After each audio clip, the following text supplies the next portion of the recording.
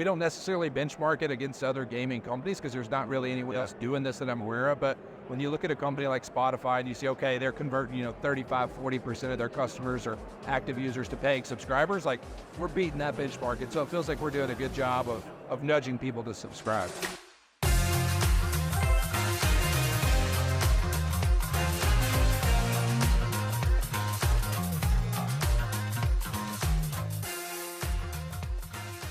All right, I am joined by my friend Brady Sharp from BroThrow. Brady, it's been a minute. How are you doing? I'm doing good, Jesse. Appreciate you having me back. Of course. Last time I saw you was probably here about a year ago at G2E. Around that time, as some people may remember, you were making a few headlines because a little sportsbook called ESPN Bet had launched around that time, whose logo looked a little familiar to the one on your shirt there. What did that, I guess, bring you guys in terms of visibility? It brought us some attention, that's for sure. Like, we had an Action Network article written. Darren Rovell did a piece on it.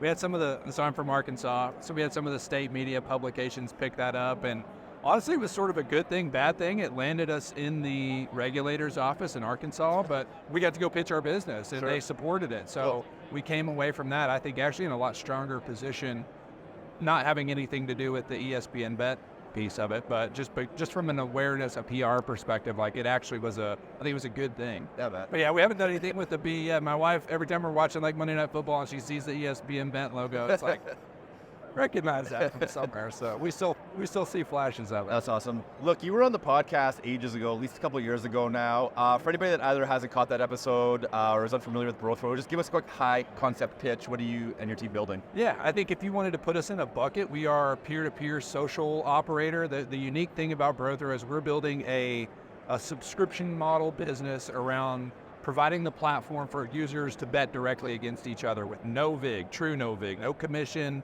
no juice, no anything. And so I think in the short version of BroThrow is we are the Craigslist or like the Facebook marketplace of sports betting, where we make it really, really simple to bet with other people directly, and we save you a ton of money along the way. I want to talk a little bit about your traction and some of the results you're seeing with the subscription-based model. As I understand it, you guys haven't done any paid marketing, right? And everything's been organic. And I think you have some pretty impressive numbers. So I was wondering if you can sort of share how things are going with this unique model that you brought to market. Yeah, so we have a free tier, I should point out, and we built a set of features that you can subscribe to as a pro, or we have a second tier that's a pro plus level of subscription. But the conversion numbers we're seeing, like I look at Spotify as a good example to benchmark. Well, what's a good benchmark for converting your actives into paying subscribers? And we're exceeding that. We're close to half of our active users are actually paid subscribers. And so the main nudge to get you into subscription is you're capped at $50 a day that you can bet on our free tier. So we do have a good chunk of people that leverage or utilize that, but that main nudge is you get access to earning your way into higher limits. If you go to our second or Pro Plus tier of subscription, you can pick your own limit. And so it's a unique way to let people experience real money gaming through a subscription model. And so when we don't necessarily benchmark it against other gaming companies because there's not really anyone else doing this that I'm aware of. But when you look at a company like Spotify and you see, okay, they're converting 35-40% of their customers or active users to paying subscribers, like we're beating that benchmark. And so it feels like we're doing a good job of nudging people to subscribe. Obviously, we're in the thick of NFL season right now. Everybody's focused on just maximizing the short window of time that is the regular season. But looking ahead over, say, a 6 to 12 month window here, Brady, what are you and the team focused on? What can we expect to see coming from BroThrow over that time horizon? Yeah, so this time of year is always the best time of year to talk to our customers, right? Figure out what they want us to build, what they want to do different, what they want to see different. And I know in-game betting has been there's some conversation certainly here this week, I'm sure, around in-game, but we're looking into that. We want to be able to offer more bet types and more things to bet on at the end of the day.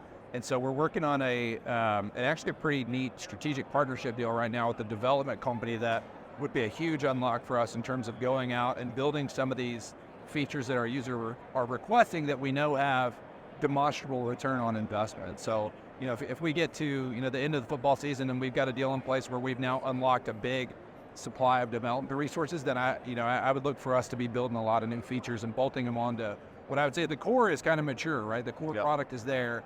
It's now, okay, how do we engage the long tail of users that aren't our core active, every day, every week type users? Awesome, man. Well, appreciate you swinging by during a busy G2E week for everybody. Really happy to hear everything's going well and rooting for your continued success. And, keep us posted on how it's all We're going. still here. That's the number one thing. 100%, man. There's a lot of people that can't say that, so Always we're good to happy see you, to be Brady. here. Yeah, you too, Jesse.